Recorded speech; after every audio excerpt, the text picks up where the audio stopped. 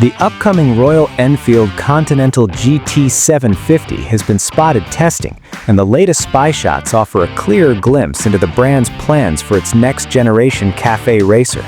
While the motorcycle retains the timeless retro appeal of the current Continental GT650, it brings along meaningful mechanical upgrades beneath the familiar skin. Visually, the GT750 stays true to Royal Enfield's classic design language. It features a round LED headlamp, a sculpted fuel tank, chrome-finished engine crankcases, and signature twin exhausts.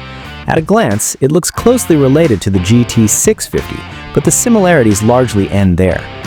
Powering the GT750 is a new 750cc parallel twin engine, believed to be a bored-out version of the existing 650cc motor. This larger engine is expected to deliver around 55 brake horsepower and 65 Nm of torque, offering a noticeable bump in performance over the current model. Suspension duties are handled by telescopic front forks and twin rear shock absorbers. The spy images suggest the bike rides on 18-inch alloy wheels at both ends.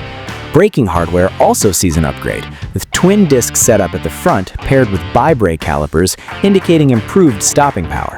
The GT750 appears to borrow the same single-pod TFT instrument console seen on Royal Enfield's newer offerings. This unit supports modern connectivity features including full navigation.